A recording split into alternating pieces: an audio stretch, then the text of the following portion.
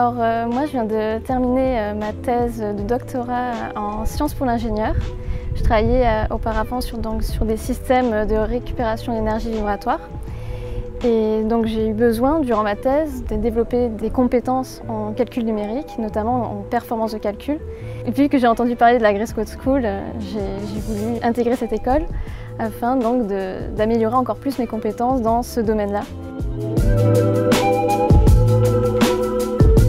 C'était surtout par rapport à Python, à Ajax en particulier. Toute ma thèse, en fait, j'ai codé en Python, donc j'avais envie surtout de suivre cette partie-là. Mais je me suis dit, comme je viens de terminer ma thèse, je viens de soutenir ma thèse, je vais suivre pendant 2 semaines des cours de façon intense en HPC, comme ça j'aurai vraiment je vais avoir un tour d'horizon, une vision assez large des différents outils qui existent.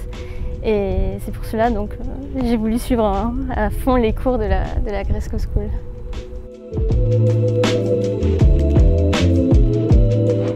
Je me suis dit, ah oui, il y a des images Docker conteneurs, mais ça va, j'avais déjà vu ça pendant ma thèse, donc je me suis dit, non, ça va le faire. Je pense que je serai suffisamment à l'aise pour suivre les cours, et ça a été le cas. Heureusement que je connaissais un peu en amont Docker, je pense. C'est quelque chose à regarder avant de suivre l'école, je pense. Je conseillerais en tout cas à des prochains étudiants de la Grace Code School.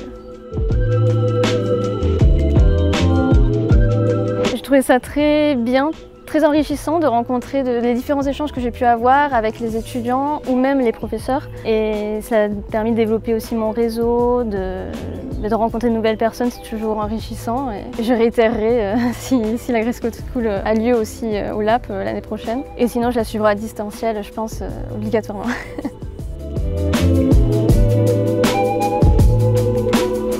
Je trouve ça super, ouais. Super de pouvoir en fait échanger même avec des personnes éloignées qui nous envoient même des liens, des ressources vers d'autres pour pousser encore plus loin en fait ce qu'on voit à l'école. Et même d'avoir un Discord, je trouve que c'est très bien dans le sens où on peut retourner après voir les différents échanges et les différentes ressources. Ça c'est vraiment un très bon point je trouve. J'utilisais pas trop Discord avant et là ça me donne envie en fait d'utiliser Discord plus souvent pour aller voir des groupes de personnes qui s'interrogent sur comment utiliser un langage, pourquoi utiliser ce langage plutôt qu'un autre, et avoir des échanges qui vont nous permettre d'avancer ensemble et pas juste tout seul dans son coin à coder dans son PC.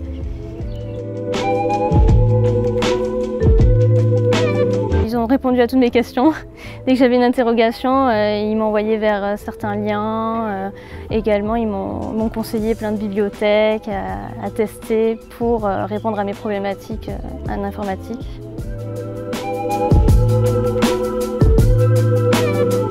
Franchement, la journée Bootstrap, j'ai bien aimé parce qu'on m'a donné plein de conseils. Ça renforce en fait mon idée de comment construire mon code, comment raisonner quand on écrit un code pour qu'ensuite il sera réutilisable par la suite par d'autres personnes. Parce que quand on est en thèse, on est là, on a envie d'avoir un code qui marche, c'est déjà bien.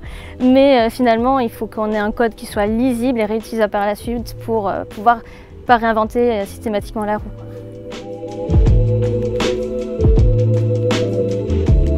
J'en ai plusieurs.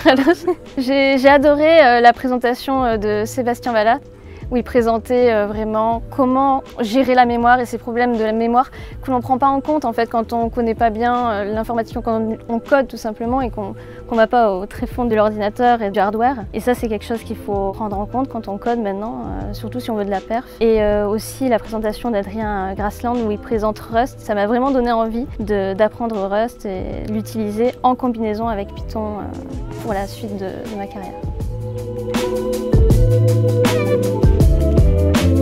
Il y a certaines personnes qui sont réticentes à changer leur mode de fonctionnement, leur mode de travail. Donc ça va être compliqué des fois de les inciter à s'améliorer, à apprendre de nouvelles choses. Mais une personne qui hésiterait, qui serait proche de dire oui, je lui dirais qu'elle gagnera du temps et en productivité par la suite si elle suit ses cours, surtout qui sont très riches.